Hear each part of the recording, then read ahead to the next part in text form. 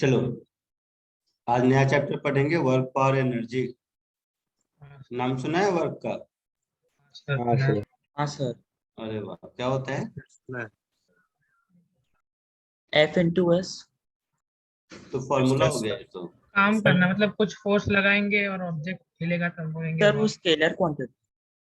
अच्छा, scalar quantity है, ये मालूम है तुम्हें? Yes sir. हम्म, और कुछ बताओ। Work is the product of the force applied at a distance traveled in the direction of the force by the object. ये भी सही है। और कुछ? वर्क का एक्चुअल डेफिनेशन है। Work is only done when an object moves from rest or comes to rest from motion. अरे वाह, बट वर्क वो है जो तुम लोग नहीं करते हो, ये वर्क का सही डेफिनेशन। यार हम मेहनत करते वर्क नहीं करते। हाँ, तो मेहनत तो डोंकी भी करता है ना, वो कोई काम करे ना। वो डोंकी तो एडजेक्टिव था आपके साथ। सर आपने ही बोला था पिछले क्लास हाँ, क्या बोला था मैंने? Donkey adjective. हाँ सर। हाँ, डोंकी एडजेक्टिव है। चलो, कुछ तो सीखा। यही मैं सीखना चाह रहा था कि तुम लोग को याद है कि नहीं। अच्छी बात है, फिजिक्स तो नहीं याद रहता है, कम से कम यही याद रहे। यस। चलो, एनीवे, तो जैसा तुम लोगों ने बताया कि सपोज फिजिक्स के लिए, बाकी तो वर्क बहुत कुछ है जो तुम लोग घर में पापा को बुद्धू बनाते हो दिन भर, बहुत किया, वो सब नहीं। फिजिक्स वाला वर्क ये है कि किसी ऑब्जेक्ट को अगर आप फोर्स लगाओ और ये ऑब्जेक्ट अगर डिस्प्लेस हुआ तो हम लोग कहते हैं कि वर्क हुआ। सो फिजिक्स की भाषा में, whenever a force causes displacement in an object, then work is said to be done by the force. तो इस डायग्राम में देखोगे तो ये हुआ तुम्हारा डिस्प्लेसमेंट वेक्टर, आया ना? Yes sir. ये हुआ फोर्स वेक्टर और ये हुआ एंगल बिटवीन देम। अगर इस फोर्स को रिजॉल्व करें हम लोग तो along the direction of displacement जो कंपोनेंट होगा वो एफ कॉस थीटा होगा। Yes sir. हाँ सर। और परपेंडिकुलर डायरेक्शन में जो कंपोनेंट होगा वो एफ साइन थीटा होगा। Yes, sir. तो कॉमन सेंस से देखो, साइंस वाइंस अपनी जगह, कि इस ऑब्जेक्ट को डिस्प्लेस करने के लिए यही एफ कॉस थीटा रिस्पॉन्सिबल है। Yes sir. अगर एफ साइन थीटा कुछ कर रहा होता तो इसको ऊपर जाना चाहिए था। हाँ सर। मतलब वर्क के पॉइंट ऑफ व्यू से वो यूजलेस कंपोनेंट है। सो वर्क डन यहाँ पर हम लोग लिखेंगे फिजिक्स के लैंग्वेज में एफ डॉट एस। यहाँ पर देखोगे तो F mod of F, A dot B क्या होता है? Mod of A into mod FS of cos B, theta. हाँ, into cos of angle between them. Yes sir, वो डॉट प्रोडक्ट का था। डॉट प्रोडक्ट का था, सही। तो ठीक वैसे ही देखोगे, mod of F cos theta into S. तो इस बात को हम लोग ऐसे भी समझा सकते हैं कि component of force along the direction of displacement multiplied by displacement. Yes sir. जैसा मैंने अभी कहा था कि एफ कॉस थीटा कंपोनेंट ही इसके डिस्प्लेसमेंट के लिए रिस्पॉन्सिबल है। Yes sir. So component of F along S F cos theta है। ठीक है। सो वर्क का डेफिनेशन लिखोगे तो ऐसे हम लोग बोलेंगे, if force F causes a displacement s,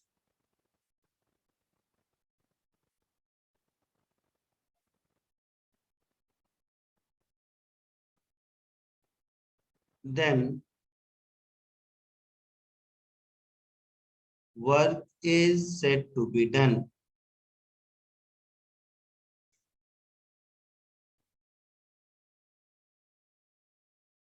as W is equal to F dot S। ये हो गया फिजिक्स का डेफिनेशन। क्लियर है? हाँ बाकी सर। तुम लोगों ने जो कहा था मैं सीख लिया। क्या है? स्केलर क्वांटिटी है, हाँ सर। हाँ Yes. सर। डॉट प्रोडक्ट है तो स्केलर ही होगा। इसका यूनिट क्या होता है? Newton metre. जूल या न्यूटन। जूल। ऐसा यूनिट इसका होगा न्यूटन मीटर। जो आप लोग कह रहे हो बिल्कुल सही। और सर बट सीजीएस में डाइन का होगा, डाइन अरे वाह, सेंटीमीटर। देखते हैं। तो इसको जूल कहते हैं। सीजीएस में हो जाएगा डाइन सेंटीमीटर। अर्ग्स। डाइन सेंटीमीटर को अर्ग कहते हैं। स्कूल में पढ़ते हो गए ये सब थोड़ा बहुत। हाँ सर। Yes, sir. मुझे भी इतना ही आता है। इसका डायमेंशनल फॉर्मूला क्या होगा?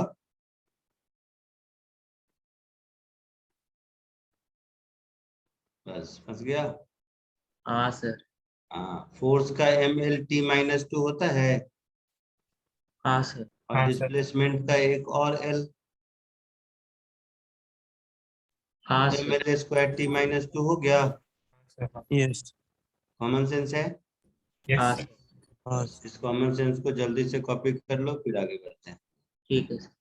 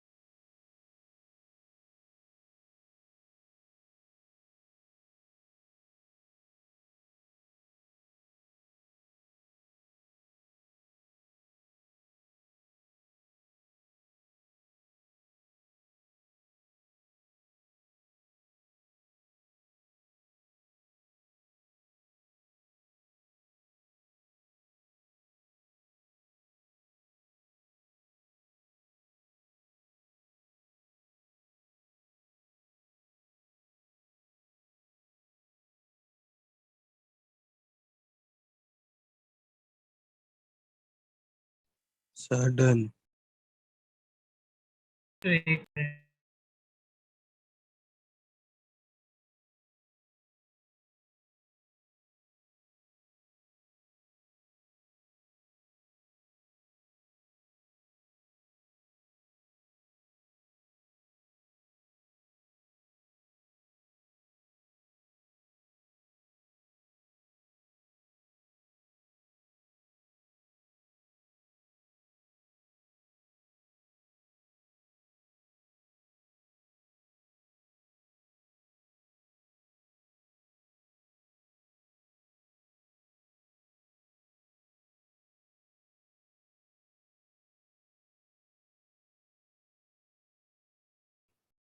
हो गया सबका?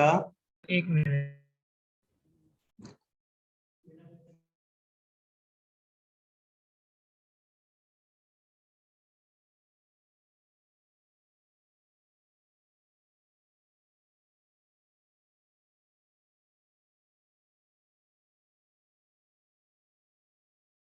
हाँ सर। सर एक मिनट।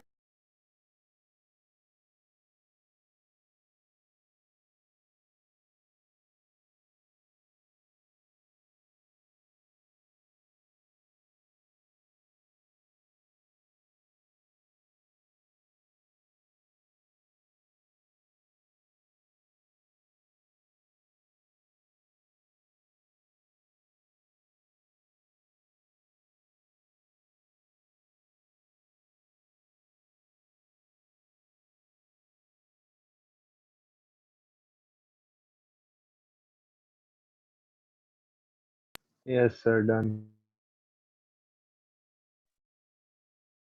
आगे बढ़े? Yes, sir. सर ठीक है, चलो। अब अगर ये बात समझ आ गई तो जल्दी से क्वेश्चन करो। दिख रहा है? हाँ सर। हाँ सर।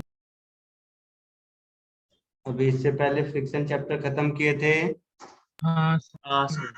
तो थोड़ा बहुत तो याद होगा। हाँ सर।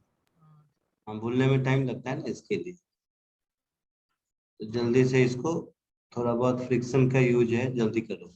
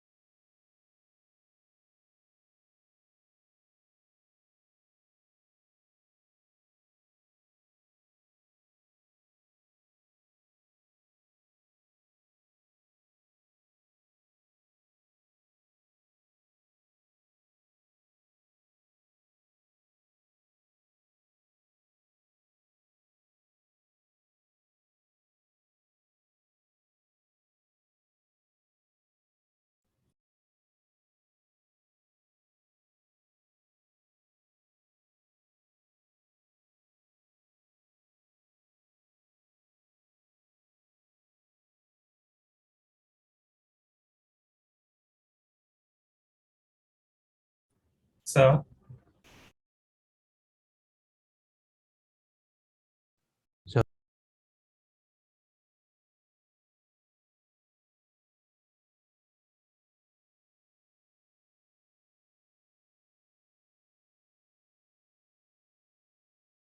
बोल भाई, आया आंसर? 0 होगा ना? सर आपको चैट पे भेजा है। 0 होगा? नहीं सर, नहीं नहीं, 0 तो मार्क्स आएगा। म्यू नहीं F sir. G S cos theta divided by cos theta plus mu sine theta है। हाँ, ये वाला सही, विनीत बताया ना? Yes sir. बधाई सर, हो, शायद सही होगा, देखते हैं वैसे। मुझे लगा कि block is travelling with uniform velocity ना, तो फिर हाँ, एक्सीलरेशन 0 तो नेट फोर्स 0 हो गया। तो तो फिर मतलब तो फिर अभी नेट फोर्स 0 तो फिर वर्क तो 0 हो गया ना। नेट फोर्स थोड़े पूछा है। लास्ट लाइन में क्या लिखा है? फाइंड अब the work done by this applied force, okay. है ना? तो अप्लाइड फोर्स हाँ के सर। कारण वर्क डन पूछा है, नेटवर्क डन नहीं पूछा है आपसे। Okay sir.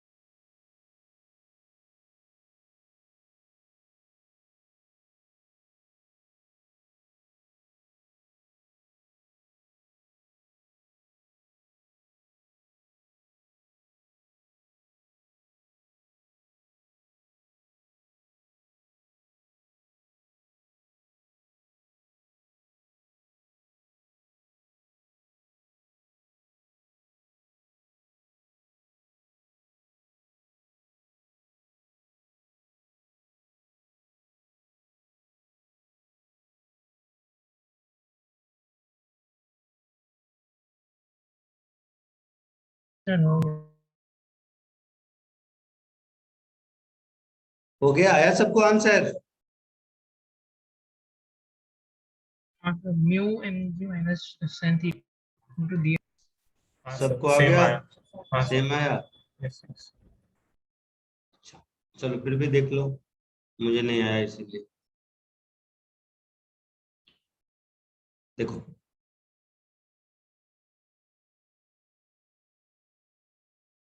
फोर्स कहीं भी लग रहा होगा, फोर्स एफ थीटा एंगल पे लग रहा है ऐसे, यस तो ये हो गया थीटा और ये हो गया एफ कॉस थीटा। अब कांस्टेंट वेलोसिटी से जा रहा है, मतलब इस एफ कॉस थीटा की वैल्यू उतनी ही होगी जितनी फ्रिक्शन की वैल्यू है, हाँ सर। Yes, sir. न कम न ज्यादा। और मोशन में है इसलिए फ्रिक्शन की वैल्यू मैक्सिमम होगी म्यू इनटू एन।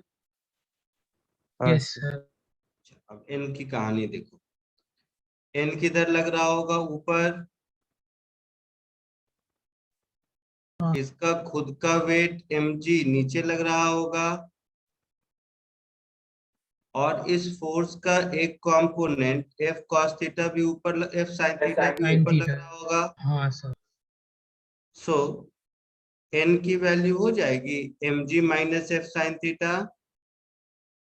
Yes, हाँ sir. सर। Yes, sir.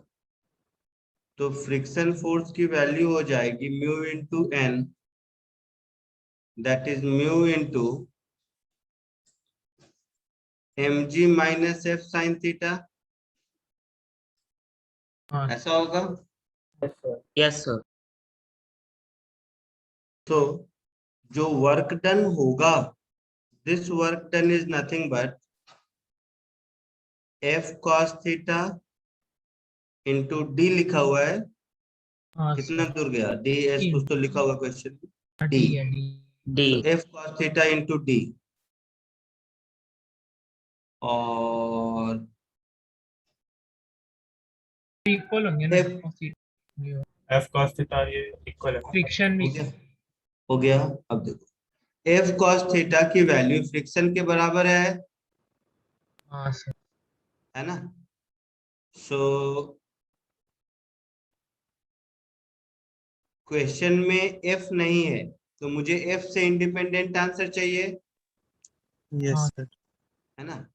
तो अगर मुझे एफ से इंडिपेंडेंट आंसर चाहिए तो अच्छा है कि पहले मैं एफ निकाल लूं, फिर वर्क डन कैलकुलेट करूं। Yes, sir. तो F cos theta, this should be equal to friction force, Yes, sir. Yes sir. Cos theta which नीचे आ is रहा mu है। into mg minus f sin theta। हाँ, अब क्या करो, इस f को इधर ले जाओ, तो आपको मिल गया f into cos theta plus mu sin theta, this is equal to mu mg। Yes, sir. so finally f की वैल्यू मुझे मिल गई mu mg divided by cos theta plus mu sin theta. हाँ सर। तो cos theta plus mu sin theta, ये f मिल गया।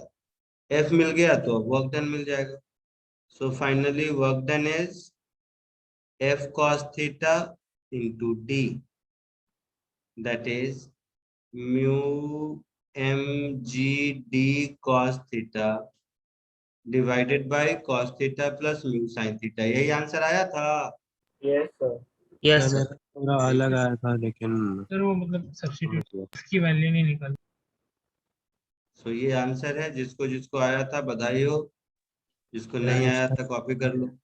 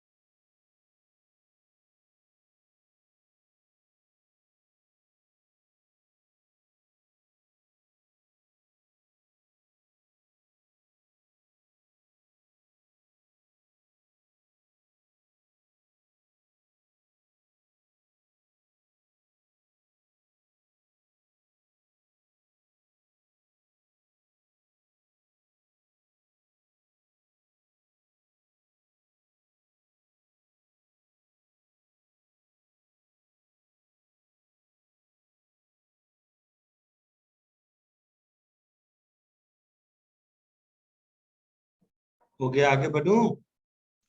हाँ sir. हाँ Yes, sir. sir. देखो कॉमन सेंस देखो,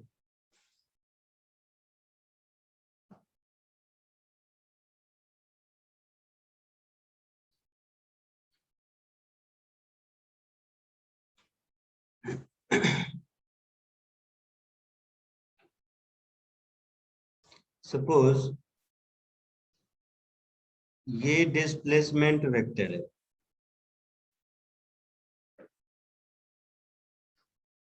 और ये फोर्स वेक्टर है। फोर्स और डिस्प्लेसमेंट वेक्टर के बीच का एंगल थीटा है, जो कि एक्यूट एंगल है। हाँ सर। मतलब कहानी कुछ ऐसी है कि ऑब्जेक्ट यहाँ पर था, थोड़ी देर के बाद ऑब्जेक्ट कहीं यहाँ पहुंच गया, ऐसा। तो थीटा एक्यूट एंगल है, तो इसका डॉट प्रोडक्ट पॉजिटिव ही होगा। हाँ सर। कॉमन सेंस है। हाँ सर। हाँ सर। ऐसे बोलेंगे, if theta belongs to 0 to pi by 2 including 0 excluding pi by 2, तो उस केस में वर्क डन पॉजिटिव होगा, है ना? Yes sir. हाँ तो हम लोग बोलेंगे work is done by the force.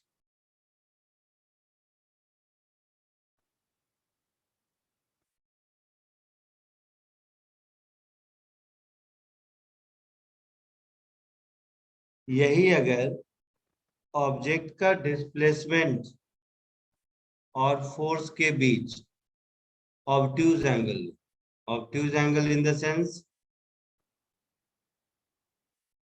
ये फोर्स है और ये डिस्प्लेसमेंट वेक्टर है।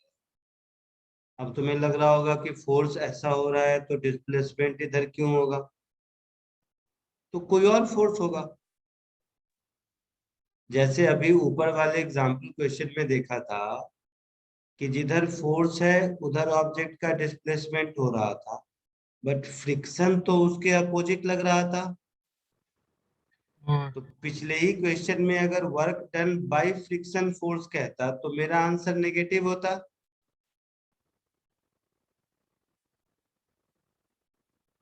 बोलो। Yes sir. Yes, sir. Work done by external force F पूछा था, तब तो आंसर जो भी आया था पॉजिटिव। यही अगर कोई पूछता work done by friction force कितना है, तो उतना ही नेगेटिव आंसर होता ना। हाँ सर। कहने का मतलब डिस्प्लेसमेंट वेक्टर और फोर्स वेक्टर के बीच अगर ऑब्ट्यूज एंगल है, that is if theta belongs to pi by 2 to pi excluding pi by 2 including pi, तो cos थीटा नेगेटिव होगा, मतलब वर्क डन नेगेटिव होगा। तो इसको हम लोग बोलते हैं फिजिक्स के लैंग्वेज में work is done against the force, है ना?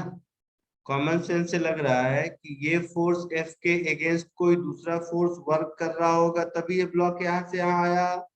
Yes sir. हाँ sir. So work is done against the force. ठीक है? Yes sir.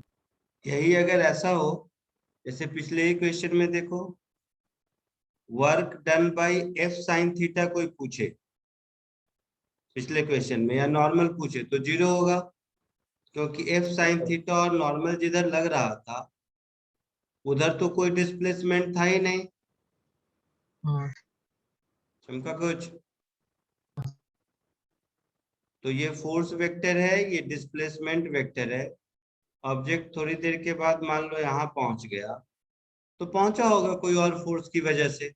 बट इस एफ की बात अगर करूं तो इस एफ के कारण तो ये डिस्प्लेसमेंट नहीं हो रहा होगा ना, कॉमन सेंस भी बता रहा है ऐसा। हाँ सर। सर।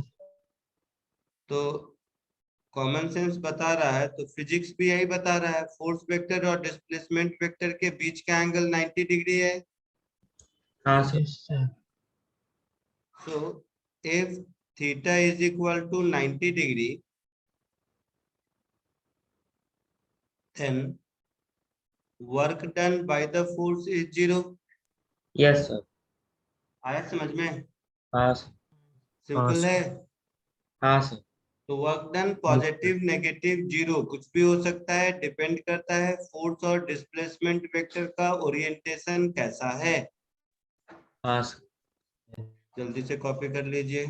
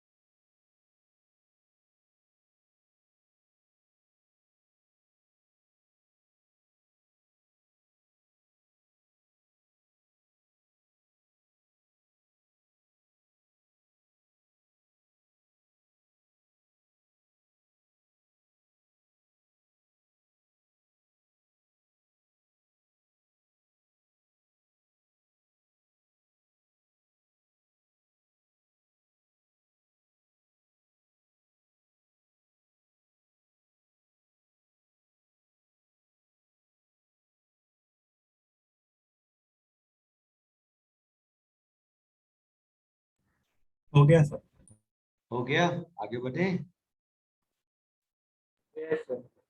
Yes, sir. ठीक है। तो कभी कभी ऐसा हो सकता है कि फोर्स, डिस्प्लेसमेंट और बीच का एंगल, इसके बदले फोर्स और डिस्प्लेसमेंट वेक्टर फॉर्म में हो सकता है। हाँ सर। तो उसके बाद कुछ नहीं, ये डॉट प्रोडक्ट का क्वेश्चन हो गया, एफ डॉट एस हमें यूज करने आना चाहिए। हाँ सर। Yes, sir. तो कीजिए क्वेश्चन।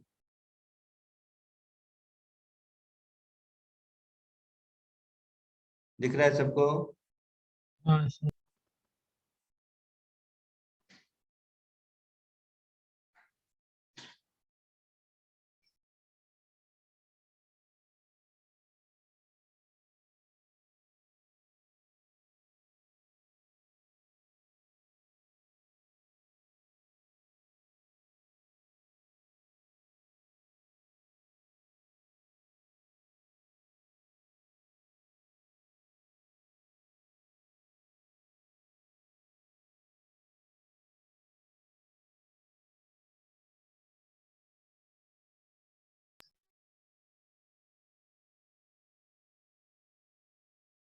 सर हो गया।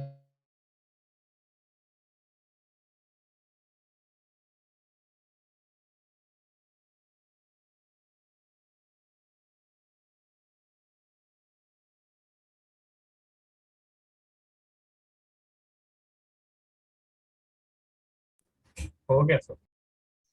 हाँ हो गया। Sir, हो गया, क्या आंसर आया? सर मैग्नीट्यूड में ना √29 और √13 आया। हाँ sir, √29 √30 and work displacement done. का √13 आया और इसका फोर्स का √20 वेरी यस गुड। सर। और वर्क डन। डिस्प्लेसमेंट का मैग्नीट्यूड, ये तो वेक्टर का क्वेश्चन हो गया, √4 + 9 दैट इज √13, हाँ सर। है ना? हाँ सर। तो ये हो गया √13 न्यूटन। फोर्स √25 + 4 इसका मैग्नीट्यूड हो जाएगा √29।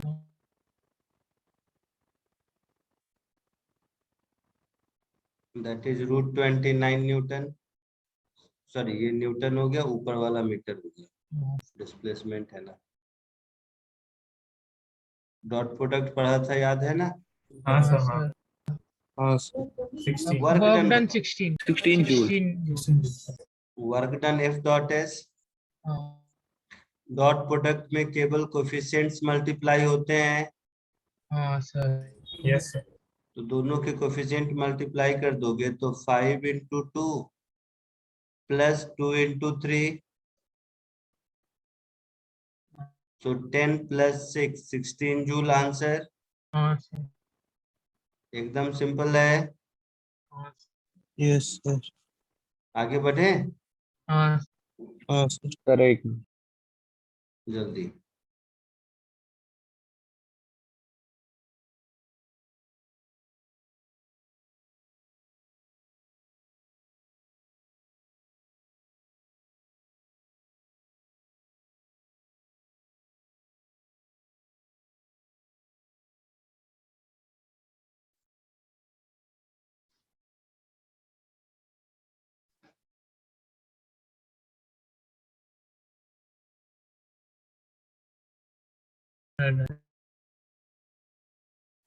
हो गया। हाँ हाँ।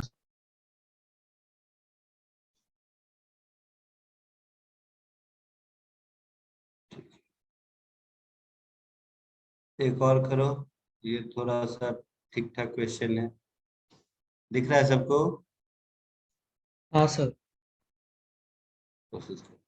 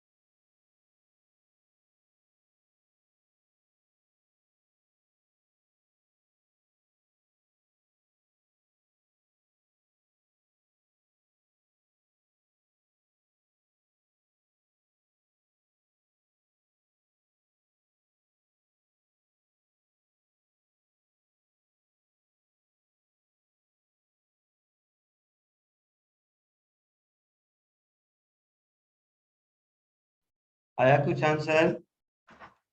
सर 0 है। फिर वही नहीं सर, 0 नहीं होगा। 0 नहीं है ना? 0 नहीं। 1 मिनट। हाँ सही है।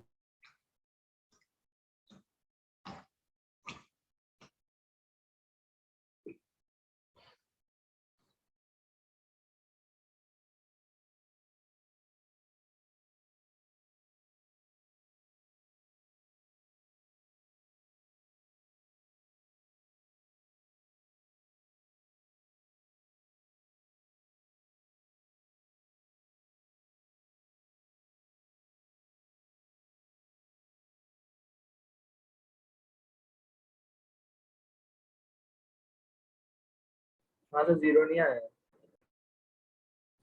सर मुझे आया। बोलो बोलो, कुछ बोल रहे हो? Minus m g cos theta sine theta into velocity into. Sir मुझे आया negative mu m g cos square theta v t. और किसी को कुछ आया?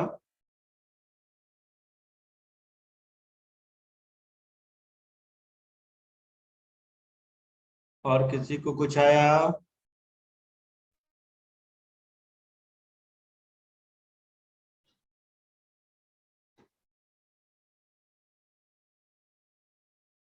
चलो देखो इधर,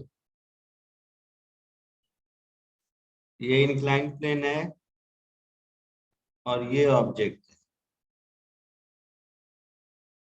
तो ये ऑब्जेक्ट इंक्लाइन प्लेन के रेस्पेक्ट में रेस्ट पर है ऐसा? हाँ सर। तो ये एंगल थीटा, mg का कंपोनेंट इधर की ओर mg साइन थीटा होगा, हाँ सर। और ये हो गया mg cos थीटा, हाँ और कांस्टेंट वेलोसिटी से जा रहा है, ये हो गया नॉर्मल। और इंक्लाइन प्लेन के रेस्पेक्ट में रेस्ट पर है, मतलब फ्रिक्शन फोर्स इधर लग रहा होगा, उसकी वैल्यू कितनी होगी? Mu mg cos theta mu m g negative cos नहीं, mg sin theta उसकी value mg sine sin theta के बराबर ही होगी, न कम न ज्यादा। हाँ सर। ये जो म्यू mg cos थीटा है वो तो फ्रिक्शन का मैक्सिमम वैल्यू होगा ना? हाँ सर। चमका कुछ?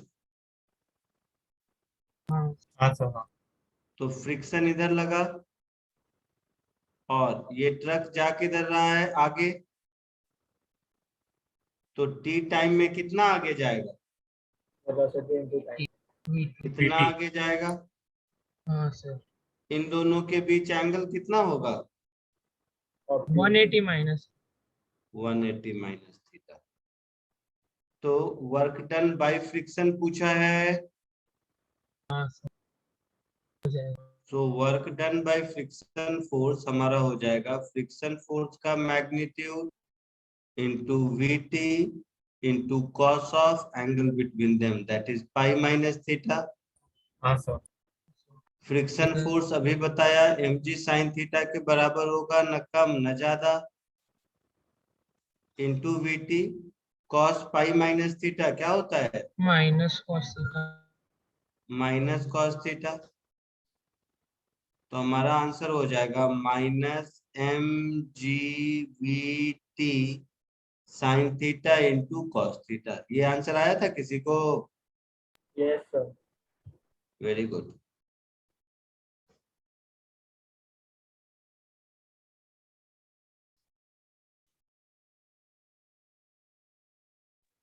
सर ये पाई माइनस थीटा क्यों हो रहा है, वो थीटा क्यों नहीं ले सकते? नहीं आता इतना, सोचो खुद से। ये तो मैं भूल गया, क्लास 6 7 की ज्योमेट्री है ये।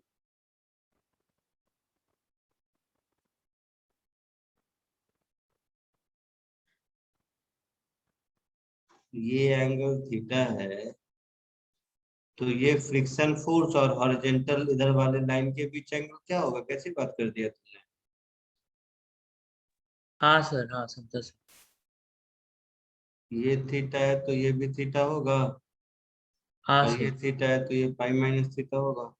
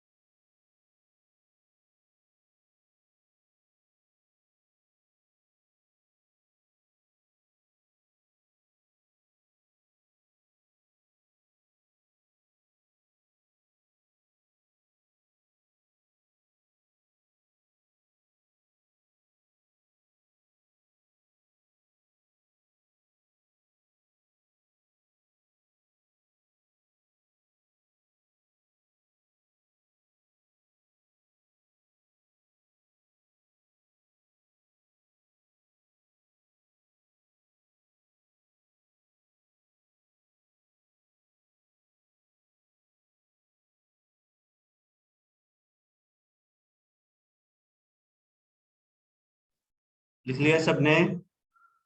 यस। Yes, sir. आगे बढ़े? Yes, sir. Yes. Yes. चलो थोड़ा आगे बढ़ते हैं। अभी तक जितने एग्जाम्पल हमने देखे सब में क्या था? फोर्स कांस्टेंट था।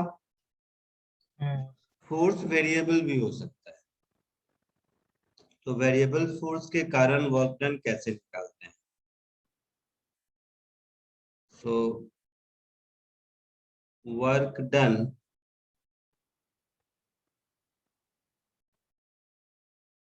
by a variable force.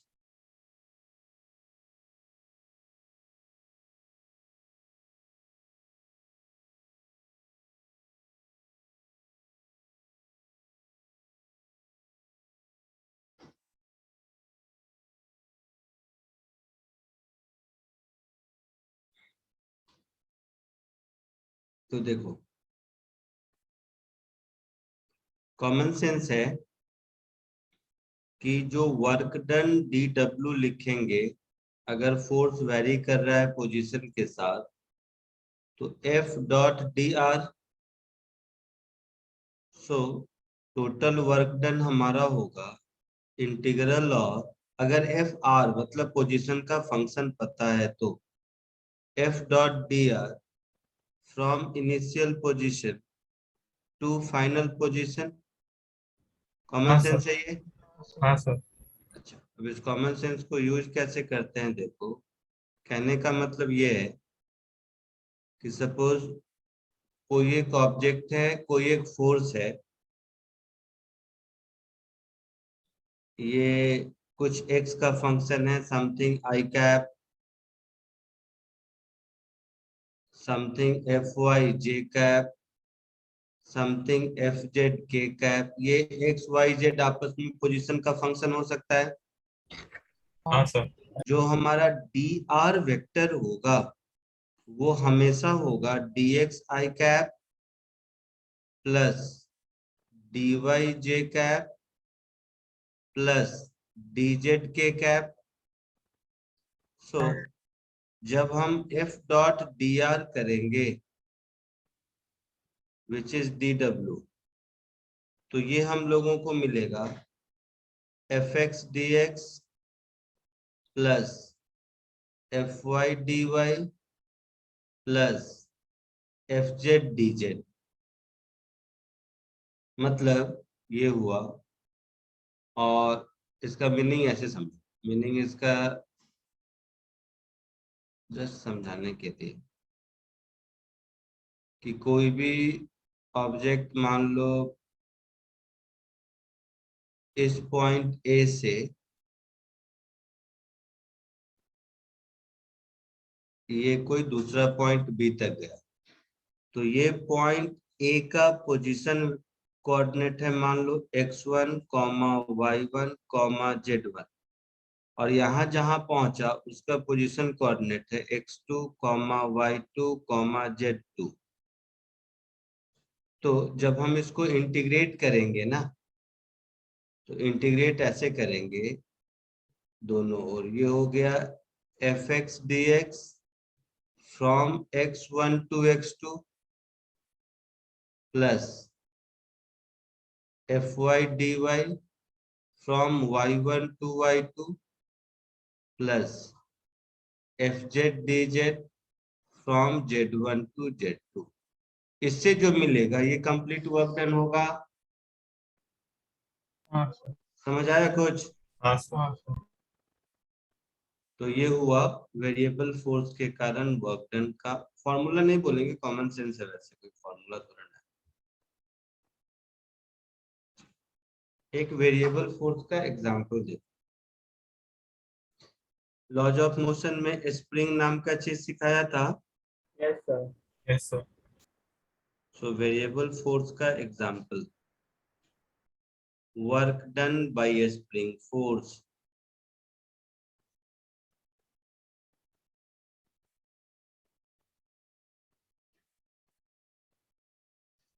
Spring force क्या है? ये पोजीशन के साथ चेंज होते रहता है। हाँ सर। स्प्रिंग में कितना इलोंगेशन है उसके हिसाब से चेंज होगा, तो वो वेरिएबल फोर्स हो गया। उस फोर्स के कारण वर्क डन निकालना है, तो ऐसे समझो। ये एक स्प्रिंग है और ये स्प्रिंग का नेचुरल लेंथ L0 है। कोई एक एडिशनल फोर्स F लगाकर हम इसको आगे की ओर पुल कर रहे हैं मान लो, तो क्या होगा? थोड़ी देर के बाद ये इलोंगेटेड होगा ऐसे,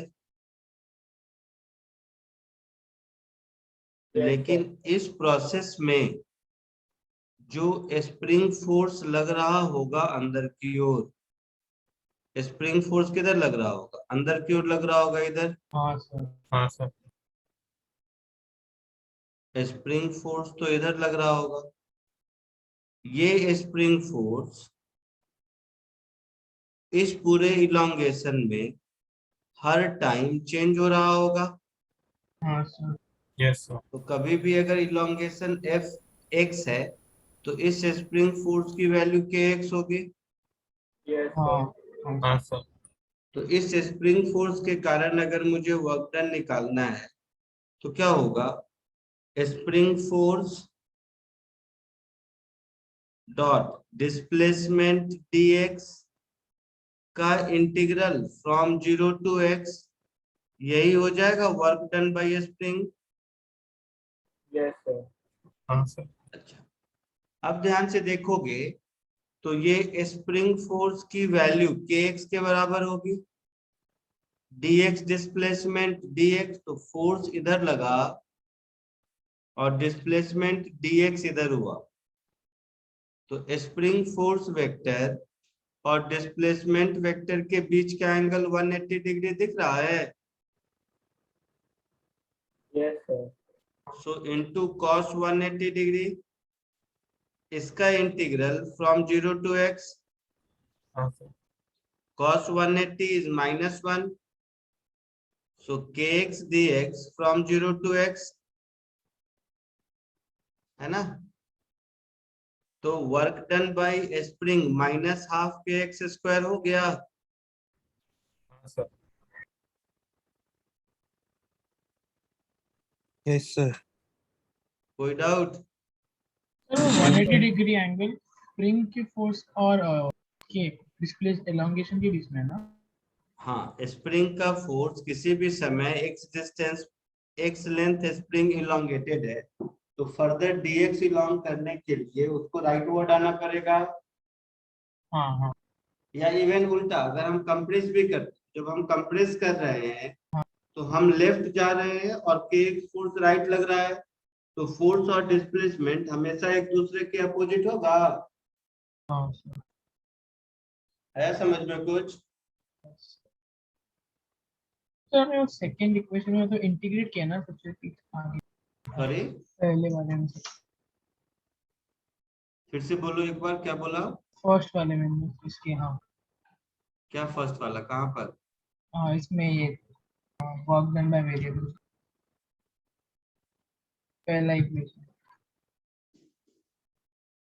नहीं ऊपर ऊपर work done by variable force, जोर से बोलो। ये डी डब्ल्यू is equal to f f into d r. ऊपर वाला कह रहे हो?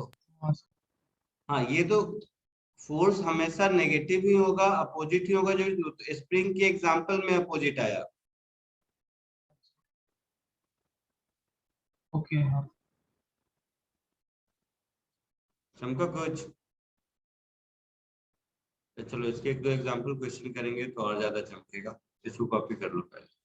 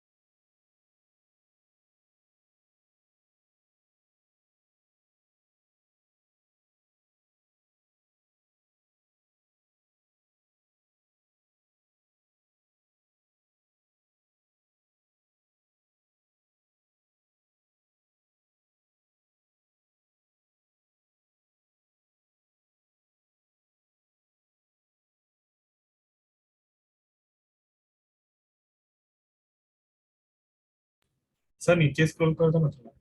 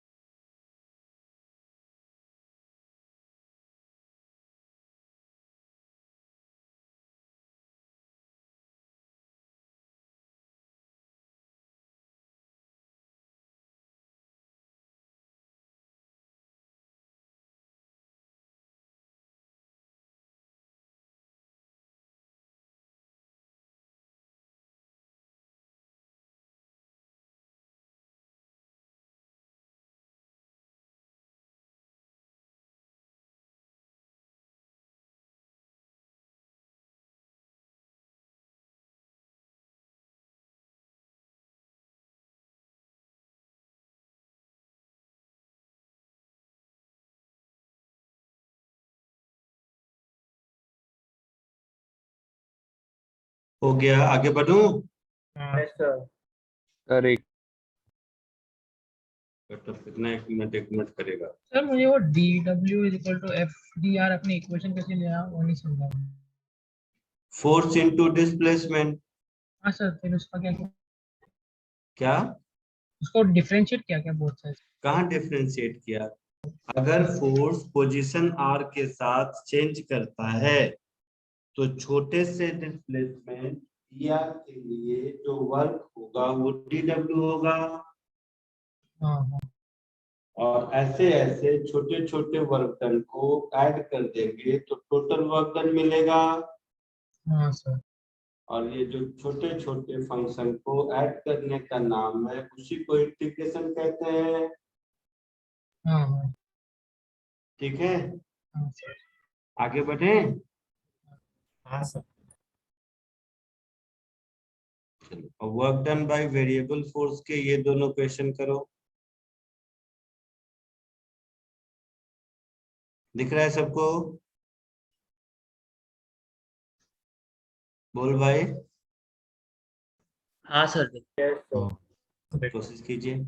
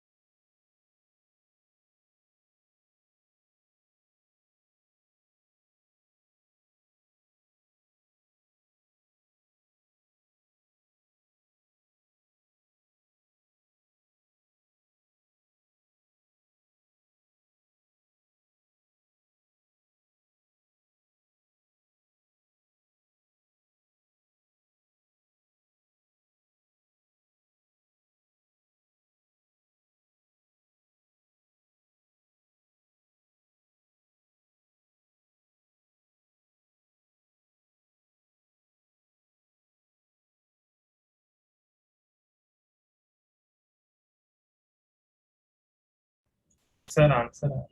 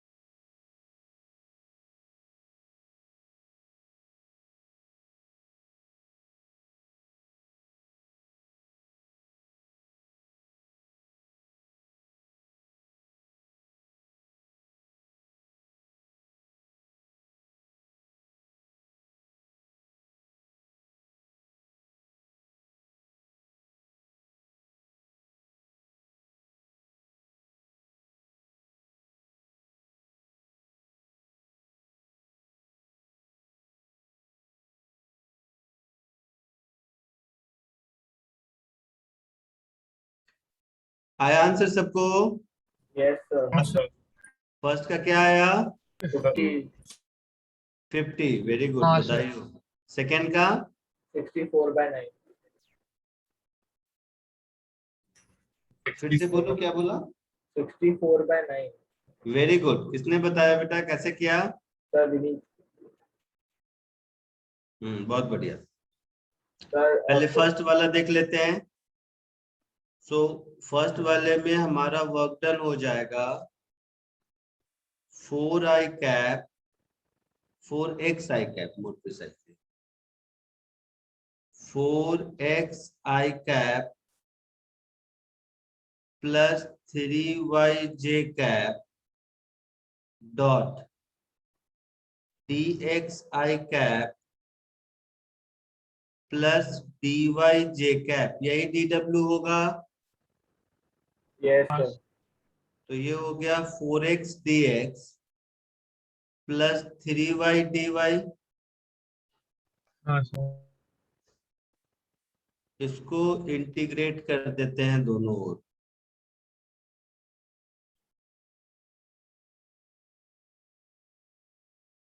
इसको दोनों ओर इंटीग्रेट कर देंगे तो w is equal to 4 integral x dx from x is equal to 0 to 5 Yes, sir. Plus 3 integral y dy। Sir ये y को हटा सकते हो ना? तो ये 0 टू 0 होगा, कहीं नहीं गया है y में, हाँ सर। है ना। तो ये हमारा हो गया 4 into x square by 2 that is 5 square by 2 that is 50 joule answer. Yes, sir. हाँ सर। कोई डाउट किसी को? No, हाँ sir. सर।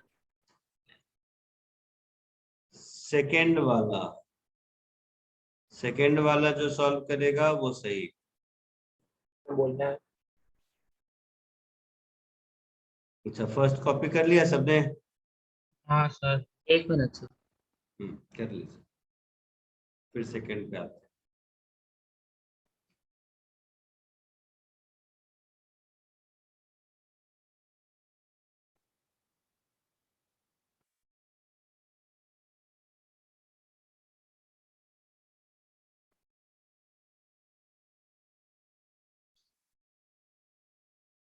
हो गया?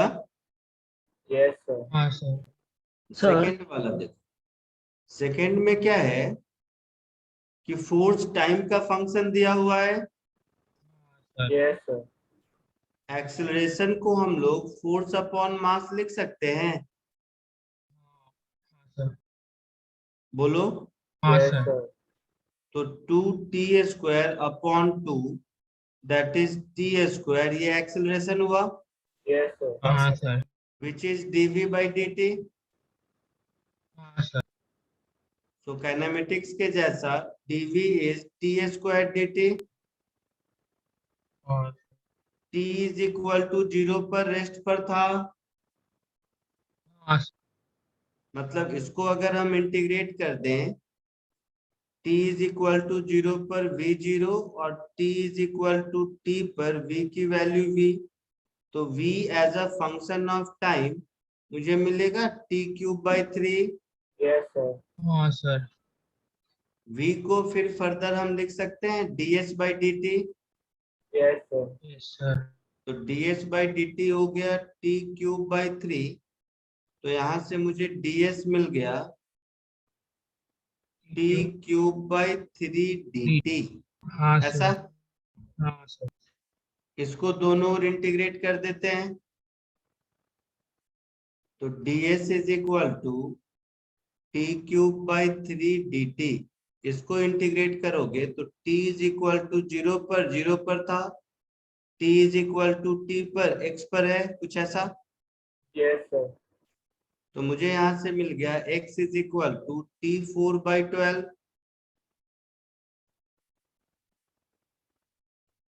सो t4 की वैल्यू मिल गई 12x। कोई दिक्कत? यहां तक कोई दिक्कत है किसी को?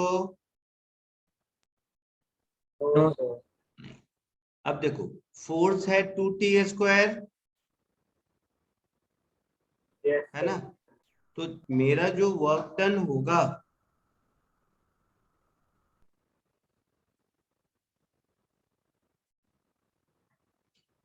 तो मेरा जो वर्क डन होगा dw, इसको मैं क्या लिखूंगा, f dx लिखूंगा। हाँ सर।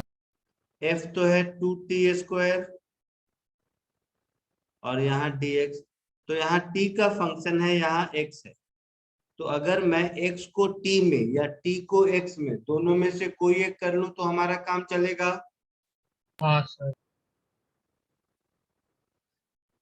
अब ये जो हमें मिला x is equal to t4/12, यहां से देखो t इज इक्वल टू 0 पर x इज इक्वल टू 0 और t is equal to 2 seconds पर x की वैल्यू क्या मिलेगी? 1/, 16/12, हाँ सर, नहीं, दैट इज 4/3। हाँ हाँ अब ये है 2t², तो इसको मैं लिखूंगा 2, और t4 है 12x, तो t² होगा √12x, हाँ सर। और ये हो गया dx। अब अगर मैं इसको x sir is equal to 0 से 4/3 तक इंटीग्रेट कर दें तो वर्क डन मिल गया। हाँ सर। सो सर 2√12 होना चाहिए सर। इंटीग्रल ऑफ, बोलो बोलो सुन रहा हूँ। सर 16/3 x इक्वल टू 2/3 होना चाहिए at t equal to 2 seconds. t is equal to 2 put करो तो 2 टू द 4 16, 16/12, 4 4 जा 16, वो 4 सर वो 3 जा t 12, 4/3। सॉरी। हाँ बोलो, कुछ बोल रहे हो? नहीं सर, मुझे लगा वो 4t है, वो मुझे लगा t⁴ नहीं समझ। गुड, फोन पे जाऊंगा। √12 को 2√3 लिख सकते हैं, हाँ सर। तो ये हो गया 4√3। √x का इंटीग्रेशन क्या होगा? x to the power 3/2 into 2/, हाँ, तो इसको ऐसा कर दो, 4√3 इंटू 2/3, और ये हो गया मेरा 4/3 टू द पावर 3/2, ऐसा कुछ। हाँ सर। तो इसको लिख दो 8/√3, और इसको लिखोगे तो 4 का क्यूब 64, 3 का क्यूब 27, और इसका रूट हो गया। चमका कुछ मैं क्या किया? Yes sir. अरे वाह, होशियार है तुम लोग, मैं बेकार में परेशान हो रहा था। तो देखो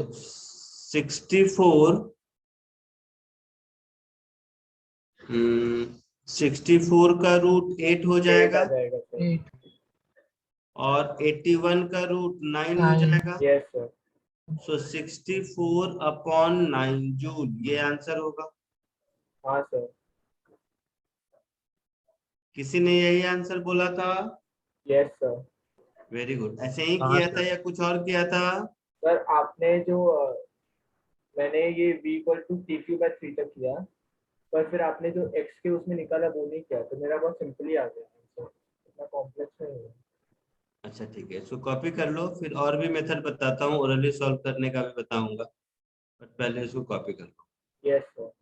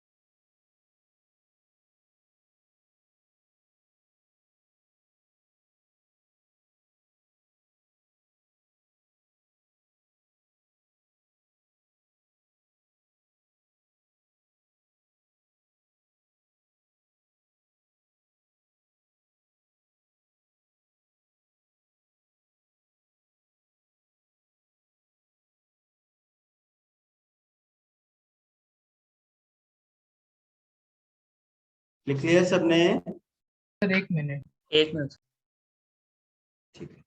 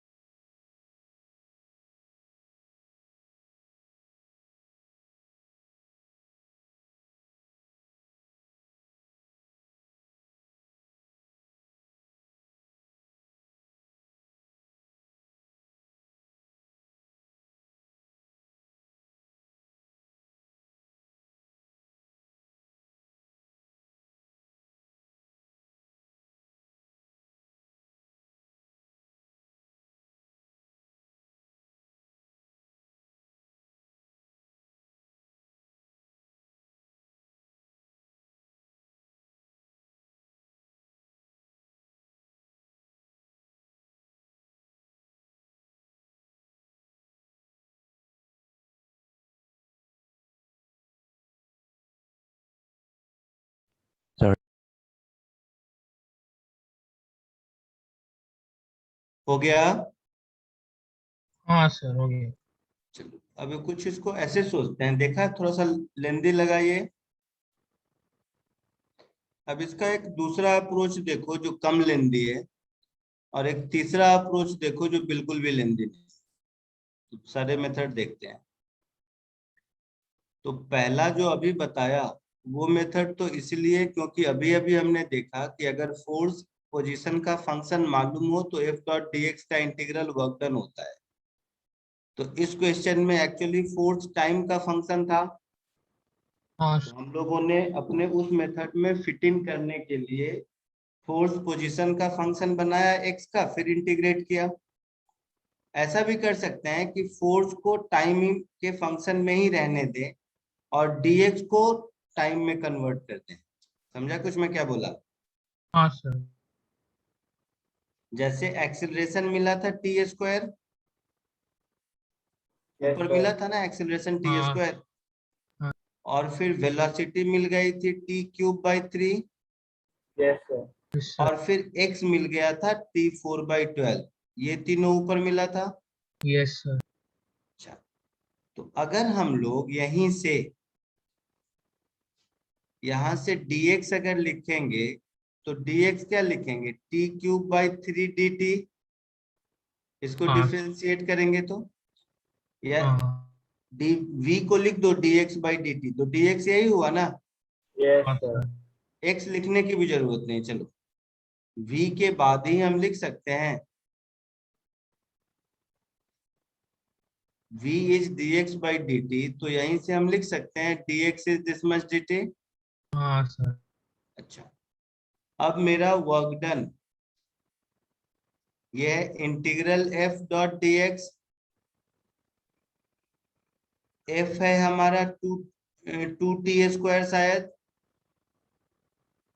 बोलो, हाँ हाँ, सर। sir. Yes, sir. और dx को लिख दो t³/3 dt, और इसी को इंटीग्रेट कर दो t इज इक्वल टू 0 से 2 सेकेंड्स, हाँ, sir.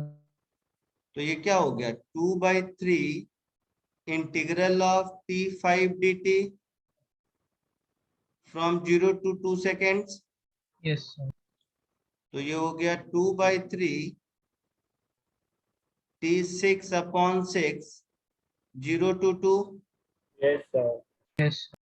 तो ये हो गया 2/3 2⁶ कितना होगा 64. 64. 64, तो 64/6, 2 3 जा 6, 64/9 जूल, वही आंसर आया। Yes, sir. Yes, ये sir. उससे थोड़ा सा छोटा हुआ, Yes, sir.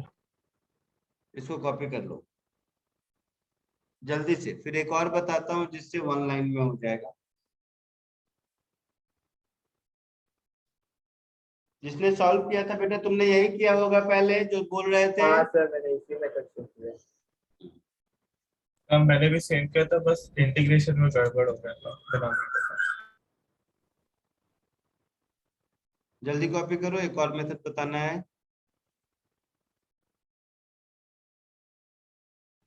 हो गया sir.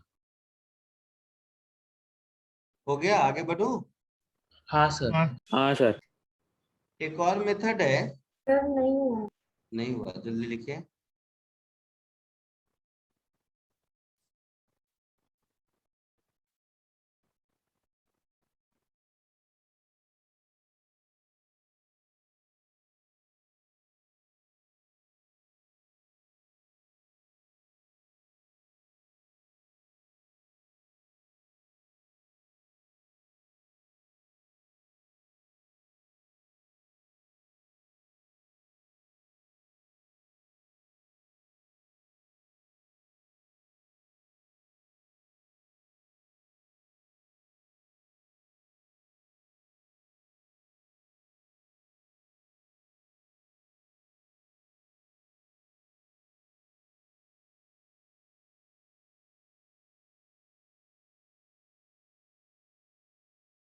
Yes sir done.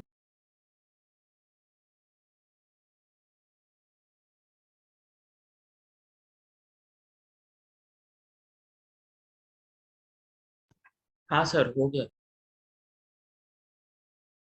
Sir done.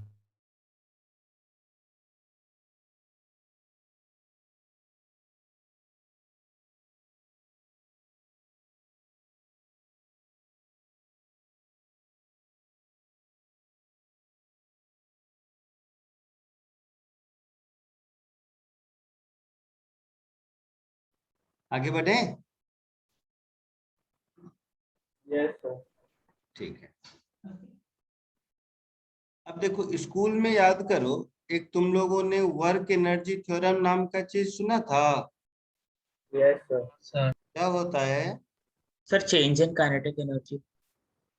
हाँ, work done by all forces is change in kinetic energy, हाँ, है ना? sir. यस सर डेल्टा की।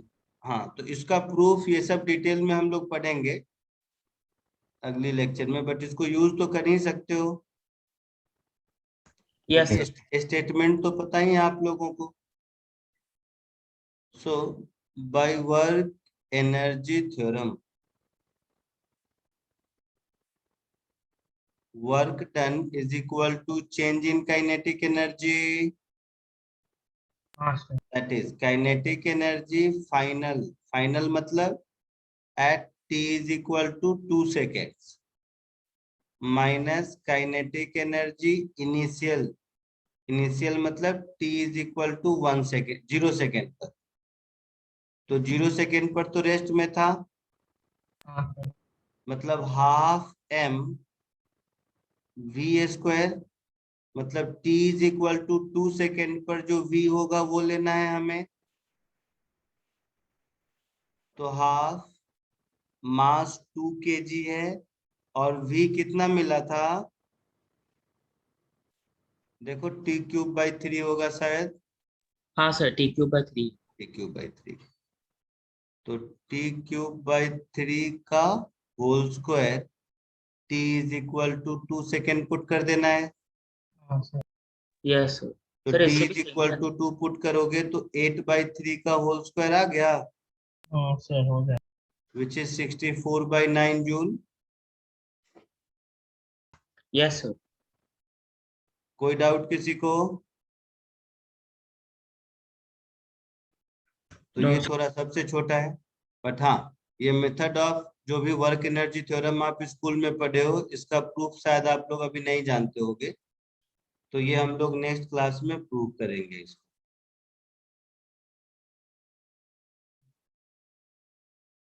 और नेक्स्ट क्लास में इस वर्क एनर्जी थ्योरम को थोड़ा और यूज करेंगे। क्लियर है? हाँ यस सर, ठीक है, कॉपी कर लो, जिसका जिसका हो जाए एक एक करके लीव कर सकते हो। आज के लिए इतना ही, नेक्स्ट लेक्चर में मिलते हैं। Bye.